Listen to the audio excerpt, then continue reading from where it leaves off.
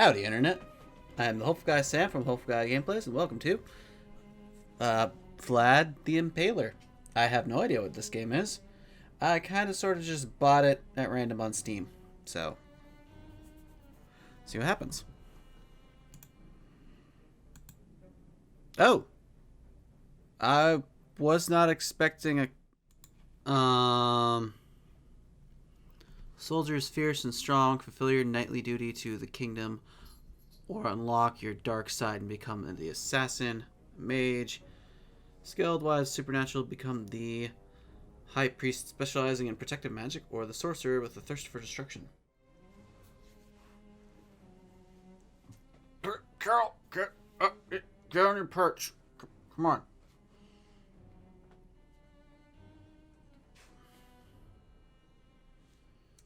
Well, I think I'm just gonna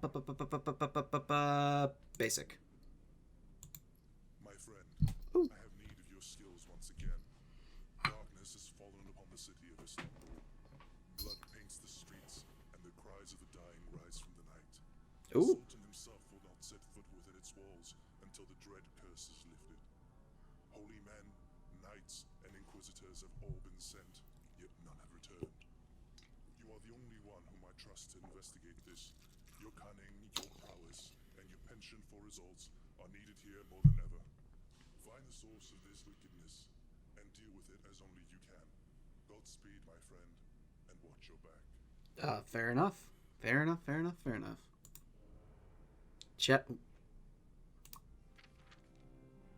Oh, it's gonna be one of these games.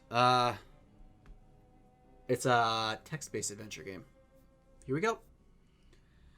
You pass through the gates of Istanbul on a dark, moonless night. The lights from the torches are few, and the eyes of midnight wanderers are many. A group of guards huddle around the body of a woman, her heart ripped out and used to paint a tall, bloody 15 days on the wall behind her. The weight of fear is heavy on the streets. The scent of death haunts the night air. It is a city under siege, and the enemy is invisible.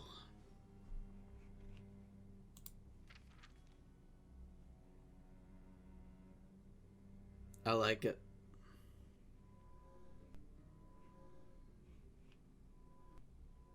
Oh! I can charm people? Wait, I have stats?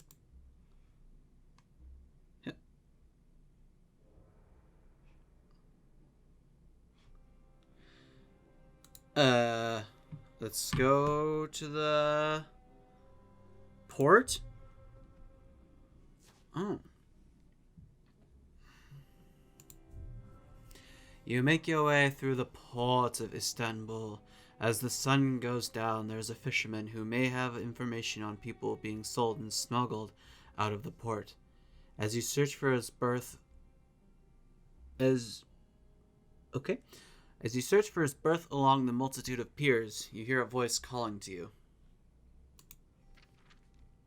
Turning, you find a woman cinched into a European dress, waving at you from a docked ship. "Pardon me," she says in a German accent, "but would you have a moment to assist my lady?" Curious, you call back, "What seems to be the problem?" My Contessa is ill and needs help leaving the boat. Would you please be so kind?" Sure, why not? You board the ship. The lady takes you to the main cabin. There, reclining in a large bed, is one of the most beautiful young women you've ever seen. Her flowing brunette locks dance across the pillow as she turns towards you.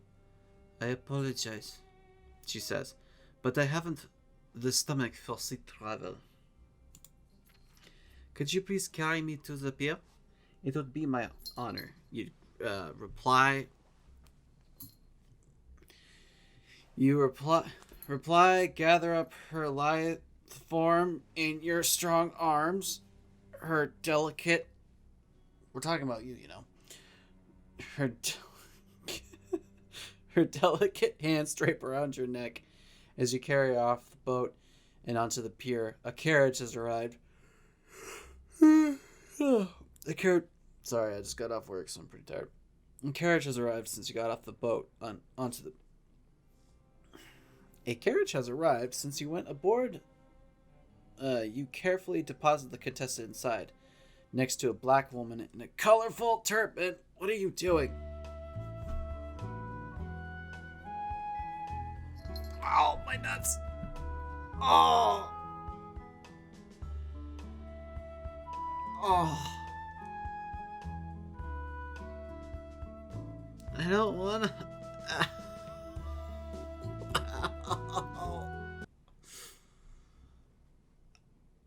Oh. There you are, Contessa, you say? But then realize that you haven't been properly introduced yet. Her eyes meet yours. Karnstein, she replies. Carmelia Karnstein of Styria. You kiss her hand in the European fashion. Welcome to Istanbul, Contessa, you say. She leans in and kisses you on the cheek. Then the brutish coachman cracks a whip and the horses pull the coach away into the city. When it has gone, you resume your search for the fisherman. You find him 2 piers down and ask what he knows about people being bought and smuggled. I'm not talking to any lover of the pier, he hisses. What do you mean, you ask. Pier! Vampire! They cannot cross the running water except at noon and midnight, unless someone carries them over it. He crosses himself and walks away from you. Oh, I have -1 charm. Really? Go to the square? Sure, I'll buy a falafel. You have just purchased your lunch from a falafel vendor when a man bumps into you. Please, I need your cloak. You look at the man. He is out of breath and sweating. You've seen his kind of expression before.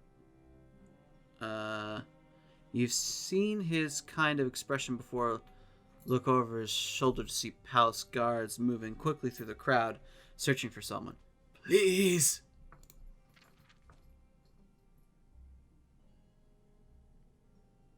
Am I doing the right thing? Alright. But tell me why they're after you. He switches cloaks with you and he says, The Grand Vizier is corrupt. The Sultan charged him with rooting out the people behind all of these killings, but he's taking money from them in order to look the other way. Have you proof of this? No, but I overheard the Vizier discussing it with someone when they thought they were alone. Now he sent the guards after me, saying that I snuck into the royal harem. It's a death sentence. Here, you say, giving him your lunch, in case the afternoon's chases make you hungry. He looks at you with profound gratitude. Thank you, my friend, he says. And melts into the crowd. You turn around to buy more falafel as the palace guards brush past you. One of them finds the man's cloak on the ground and swears out loud. He's no longer wearing a cloak, goddammit! The large man shouts and then turns to press deeper into the crowd. Very interesting. Percy?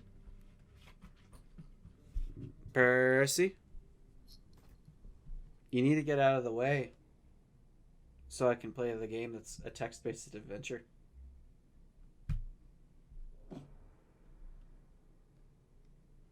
Hey, my charm's back up to 5. My intelligence went up too. Cool.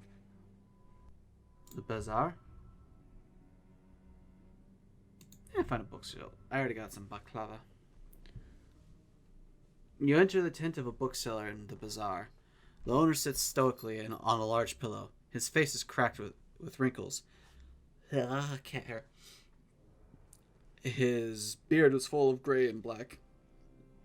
He motions for you to sit across from him. His nephew offers you Turkish coffee. Is that coffee with rum in it? After both of you have sipped from your cups, the nephew politely asks what information his uncle can help you with. I need to know if a plague of violence like this has ever been seen before. The old bookseller points across the tent to. The nephew dutifully runs over to that shelf. He pulls out a particular volume and hands it to you. The cover reads, The Slaughter of Trigoviste. Inside, the pages are filled with stories of Romania, a Romanian city that was beset by mass murders, witch hunts, abductions, exorcisms, dark creatures laying waste to the population. Eventually, the city descended into complete depravity until a mighty hero arrived and restored order, chasing all the dark powers away. The name of that hero is the one you are well acquainted with. Vlad the Impaler of Wallachia.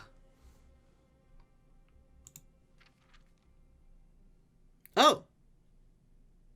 That was chapter 1? Chapter 2.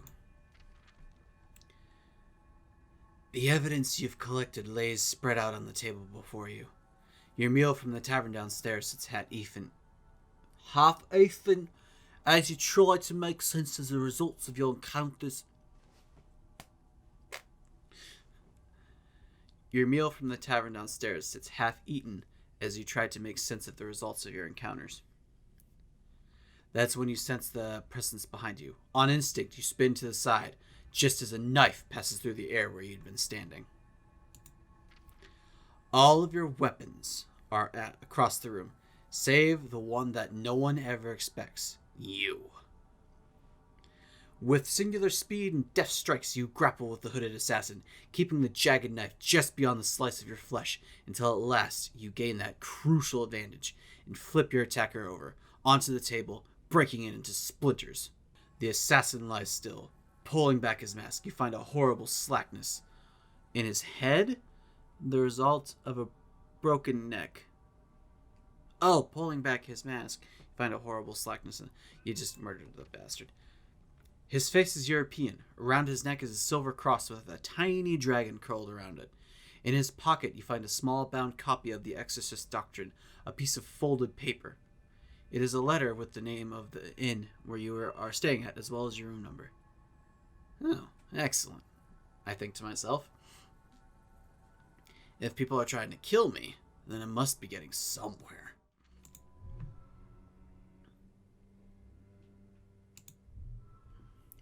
I'm going back. Your investigation leads you to the harbor of Istanbul. It is shortly after dusk by the time you arrive at the office of the Dark Master. Luckily, ships arrive at all hours, so you presume that someone will be there to help you. When you come upon the small building, you see light through the windows. You knock briskly on the door. There is no response. You test the door to find out that it is locked. Do I dare be the criminal that I am? Or do I just... Wait. I don't know what the need is. But I'm a knife guy, so we're gonna wait. While you wait, you watch as a small skiff quietly rows up to a distant pier. A group of cloaked men hurry off the boat, and the two rowers immediately push off back into the Bosphorus. The group of hoods disappear between the dark buildings, but you notice the last one toss his cloak aside as he enters the narrow alley. The man is wearing armor. They must be knights, sneaking into Istanbul from some ship anchored off the coast. You immediately head after them, but by the time you reach the alleyway, they are long gone. You've missed your chance to tail them, but you've now learned that they're getting into the city. And we're gonna go to the head of the guard. Why not? Oh, this should be fun. You're walking through the square, searching for the head of the district guards, when you pass by a man proselytizing from the top of a crate. As you walk by, the man shouts and points at you. And that is why God punishes us. Foreigners in armor with their idolatrous gods and their wicked schemes. Get thee hence, heathen. Get ye back to your land of sin and fornication. Only a fool would claim to know what God thinks, or come to this temple to save people. Go there. The very words of every foreigner through our gates, he cries.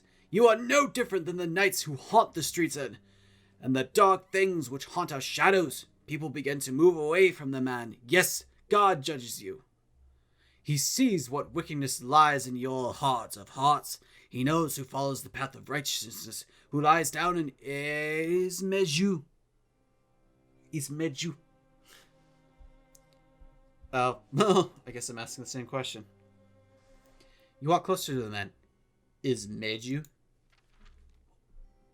What's that?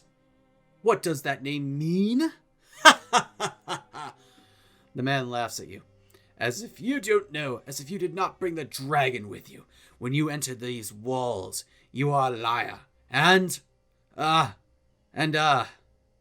Blood begins to trickle from the man's nose and mouth. Those people still standing there begin to gasp and cry out. The man's eyes suddenly explode. Whoa. The man's eyes suddenly explode like bloody eggs. He screams a ragged scream before toppling forward and crashing into the cobblestones. Plague! Someone shouts. I curse! I curse! Shouts another. You immediately inspect the man's body, knowing full well that no plague can kill that quickly. This man has been poisoned. But what poison explodes someone's eyes like eggs? This man has been poisoned, but how? Then you find it, a small needle-like dart in the back of his neck. The man has been assassinated. Why? What possible gain could come from killing a pompous street preacher? Surely the name Ismeju isn't so dangerous that it's a death sentence to mutter it out loud. Got 2 magic? Can I still go see the guard? Nope. Well, that's a baklava. Okay, so I have the basilica and the catacombs before. I like the skull there.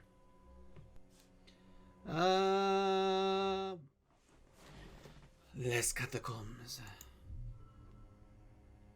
Let's hire a guide. Oh, okay.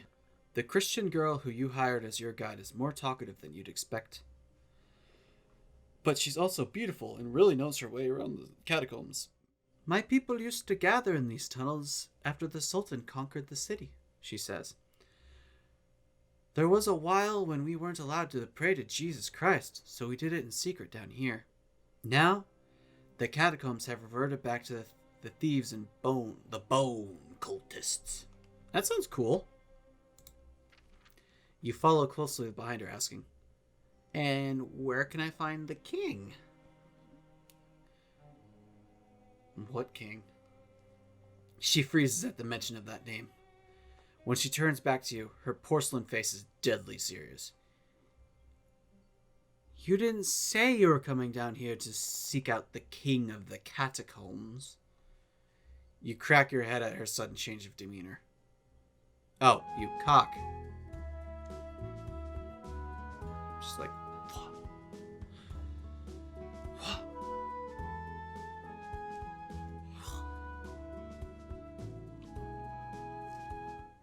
I don't know what I'm doing. You cock your head at her sudden demeanor. I need to find him, you reply. It's important for my No, she says, crossing herself. Nothing good can come of finding that. Shh. Suddenly she's yanked off her feet, collapsing to the ground. You draw your weapon as the girl screams, kicking at something in the darkness. She is dragged away. You hurl your torch at the thing that's grabbed hold of her.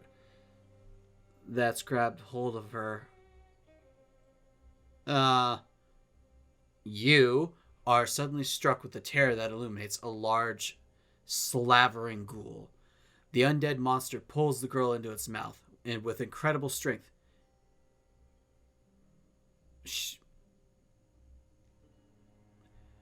The undead monster pulls the girl into its mouth. With incredible strength, she screams as its powerful jaws bite deep into her skull with the sickening crack. You don't need the incredible strength part. You just need the undead monster pulls the girl into its mouth. And then the girl screams as its powerful jaws bite deep into her skull with a sickening crack. You don't need the incredible strength. Or is the incredible strength coming from her screaming? That also doesn't make sense. Because that means she's going Super Saiyan and is going, ah! But it's not happening, so. Sorry.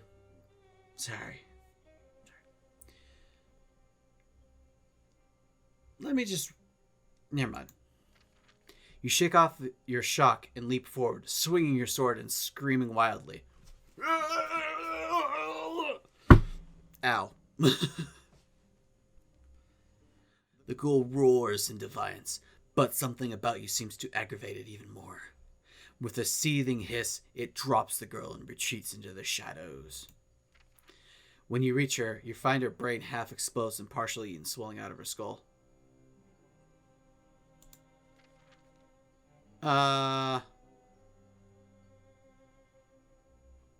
She ain't recovering from that. I'm sorry, but you've heard the stories of Go-i Beban and the dead who wander the midnight sands of the deep desert. You dare not risk her rising as one of those monsters. You delicately wrap her hand around the cross that dangles from her neck. I'm sorry, you say. Wait. But you plunge your blade into her heart. As her innocent blood pumps onto her dress, you feel overwhelmingly guilty for having killed her. But you know that is far better fate than the grisling alternative. Huh. That all went up. That's cool. I like this. I like this a lot. But